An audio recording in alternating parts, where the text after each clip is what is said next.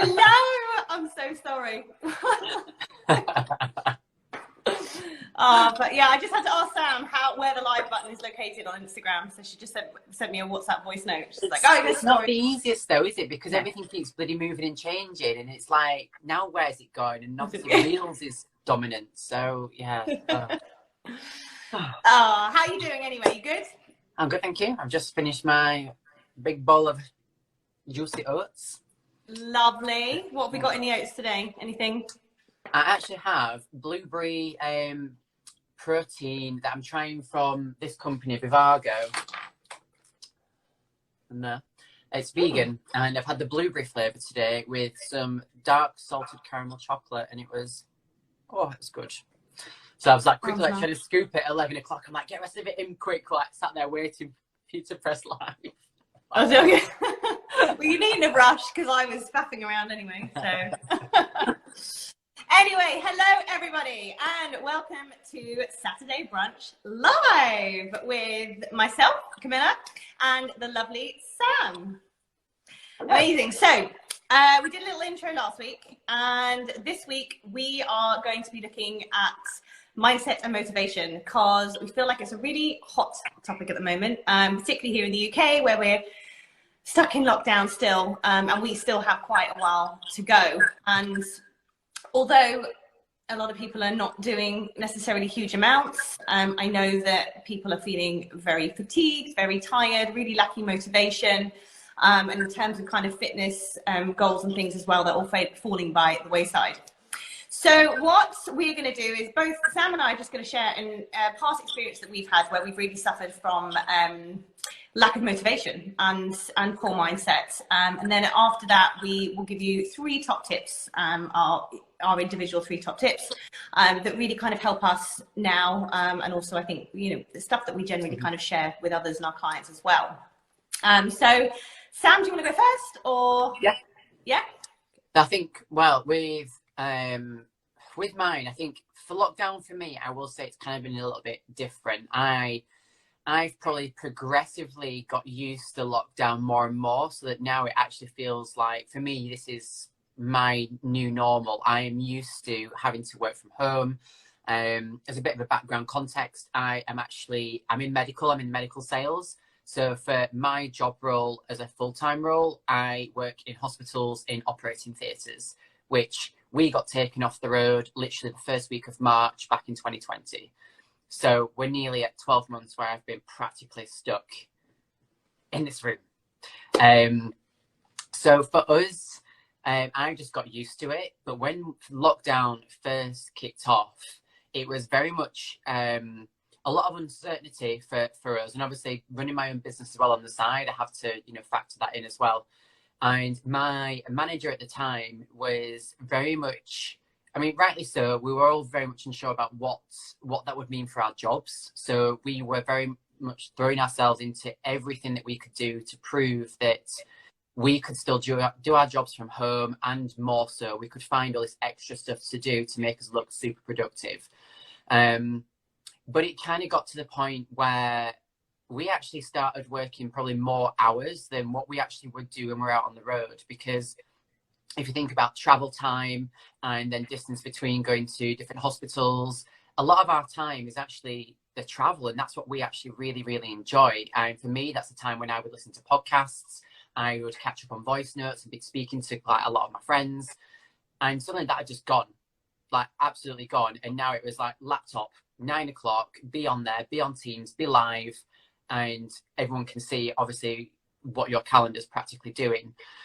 So it put a lot of stress on things, and I actually got COVID in mid-March last year, and I actually also had an operation was that still in lockdown last year? Were we still in lockdown 1 in May? I can't remember. Yes, we were. Yeah, we came out in June. Yeah. So for me, lockdown 1, I didn't really train much at all. And we do actually have a dedicated gym garage now, which obviously we built it to have more stuff in there. And at the time when lockdown initially kicked off, I was actually with a different coach. So I wasn't with Meg then. And I was being underfed. I wasn't enjoying training because I had a lot of injuries, then moving into the garage as well. Having to do a lot of things on barbell for me was very difficult to try and get the movement patterns back with the injuries that I had. But I had a coach that wasn't very understanding with that at the time. So yeah, it kind of led to me needing to really pull my finger out to get something, obviously, which will then move on to my tips when we talk about my tips, to how I actually got myself out of that situation and actually into a routine that's actually really now serving me optimally as much as it can do. Luckily, that manager got moved on, and that coach got moved on. So there were two solutions to that problem. But yeah, there's other top tips I can go into after to explain actually what works then for me to get me back round. Amazing. I totally resonate with that. And it's so true, isn't it? That, you know, when things, you know, our old plans don't work necessarily in new environments. And I think that's where every single one of us struggled. I don't think there's one person that didn't with that. By the way, we're getting lots of waves. So hello, guys. Thank you so much for joining us today. But yeah, no, it was a whole environment change up, and you know what, our old routines don't necessarily work in those environments, so we need to change it. Personally for me, I was going to sort of go back to 3 years ago, where I was just burnt out. I was really lacking motivation in everything. Like, business stuff wasn't working. You know, things had been really successful, and I just kind of ran out of steam. I'd sort of hit the ceiling, really. And I didn't know, I wasn't planning anything, and I couldn't plan. So I was lacking the knowledge. I was lacking routine in general in my life. And routine's always been a struggle for me, because I kind of run the business, you know, office stuff day to day, Monday to Friday, but then I'm out with clients on events or weddings on the weekends. So really my brain doesn't switch off. Or didn't switch off back then. And this was a real problem for me. And this, I think, can be a real problem for all of us if we're not letting our brain relax and know when to quit for a while so that we can recharge. But that's coming off of my tips, really. But that was where I struggled. It took me a good few years to get out of it, really, and to sort of break everything down and gain the knowledge that I needed, because I was trying to move forward, but I didn't know how to move forward. So I was just trying stuff and things weren't working, instead of taking a step back, stopping for a moment and actually looking at what I need, and breaking everything down and finding the people and the resources and the knowledge to help me move forward. And my environment as well was not great either. Not as in there were bad people around me, or you know, it was toxic necessarily, but again, I didn't have the people that I needed, and I didn't have sort of the inspiration and motivation around me that I needed. And we can be motivated ourselves to a certain degree and within ourselves, but we're never going to get as far as we can possibly go without the support and motivation of others, I feel. Yeah, absolutely. So yeah, so that's a bit of my past experience. I'm sort of bleeding into top tips now. But do you want to start, Sam, with your 3 top tips for mindset and motivation? Yeah, so I think for me, my first one was I actually created, this is something that I can send out to people as well. It was a simple PDF of my Monday to Sunday, and it would start from 5 a.m. till 12 noon. Well, till, not that I'd ever stay awake till midnight. Who am I kidding? But I literally had it in half an hour slots, and I would use that then to structure my day. Like, literally on a Sunday night, I would write out my full week, then know where I've got gaps to do certain things. If obviously I've got client commitments myself around work, but making sure that I had all my top priorities of work that I had to get done in order to make sure that I was obviously ticking the whole corporate box. But then also, like you say, having that time to, you know, be realistic of training and fitting it in for that motivation side, because I wasn't very motivated then. But if I was actually physically writing it down to myself of, right, I'm going to train here and I'm going to write my session out in, God, bad sell, in my logbook. But I always write all my sessions out, especially like either the night before or a couple of hours before, so it just keeps me motivated to actually want to go and do something. So if I've written it, I don't want to waste that page. So, you know, I kind of, you know, because it's got the daily mindset stuff as well. So I like it to match on both sides for the same day. So that was step one, to actually write everything out, get everything planned. And then two would be very much, I started incorporating actually yoga and meditation into my mornings, and that became part of my morning routine. So I would actually come in here, I'd either be sat on the chair or sat on the floor, and I would do like 10, 15 minutes, sometimes up to 20 minutes meditation. And then sometimes straight into yoga, or I'd fit some yoga in around lunch to try and just de-stress me, to have a break from this environment, because it was, to start off, was very much cabin fever, and I started hating the sight of seeing my own team, because we're having team meetings like every other day at least, seeing each other. I'm like, I don't even see you this much face to face, so why do we need to see each other on Teams this much? Oh no, it wasn't Teams then, it was Zoom before we moved to Teams. So yeah, it was integrating something where it would chill off, so self-care in somewhat respects. Switching coaches, so depending obviously if you are with a coach and that's not working for you, then is it a good time to change? And then lastly is to actually speak to people like you, having those people around you support wise, to actually be able to vent to, but feel like you're not always like moaning, because it's not always a moan, it's sometimes just needing to vocalize things to be able for you to gain perspective back on the situation that you're speaking about. I did find that helped quite a lot, because we all had very different experiences at that point. Obviously, we're all very much kind of in the same situation now work-wise, but that kind of helped us kind of get through quite a lot of being able to have that open, frank conversation with each other. Great points. I agree with all of those. Yeah, communication is key, and community and support, 100%. So yeah, my first one would be mix it up. And so, I mean, a prime example of this was I kind of started this new routine in September. I kind of had this back to school vibe, and I was like, woohoo, because, you know, the summer was over, and I was like, right, time to get to work. And it just been sort of a crazy, you know, with lockdown and then summer. And then I was like, right, let's just rein it in and sort of get back on track. And I was getting up sort of, well, started at 5, at like 4 a.m. And it was working for me for a while. And this has happened in the past where I've had these periods. And the mistake that I've made in the past is trying to push on with it when it kind of stops working. And so this is why I always encourage people to work in kind of cycles and sort of change things up. So even when you're testing things for yourself, do it kind of 7 days, but generally, you know, don't sort of go on with routines longer than necessary. And just because something worked before doesn't mean it's going to continue working, but you can always come back to it. And I'm pretty sure my 4 a.m. starts will start raining the day at some point in the future.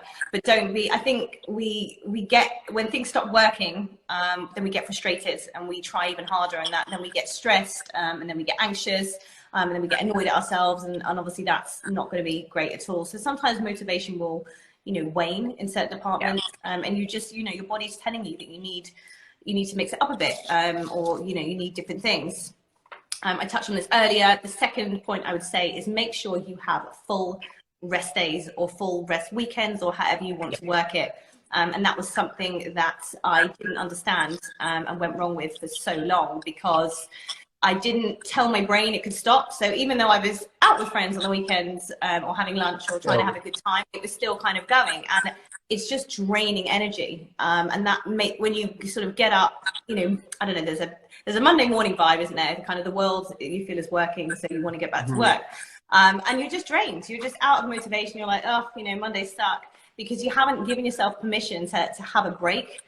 So be really intentional with yourself, and tell yourself that you're going to take some time off. You know, even jotting things down and planning it ahead for Monday, say on a Friday. This is people with like normal, well, I say normal, I see Monday to Friday, 9 to 5. Normal 9 to 5s. Yeah. But, you know, jotting it down and just park it. Just leave it there, have your weekend or have your day off, and then know that it's there and you can start with it on Monday. And the last one is having varied goals, which I think is super important. If everything is one-sided, and again, I am guilty of this, is just having business goals. You know, everything else, I think, oh, well, I'm, you know, fit and healthy and I enjoy the gym, so that will happen on its own. You know, I've got friends and family, that will happen on its own.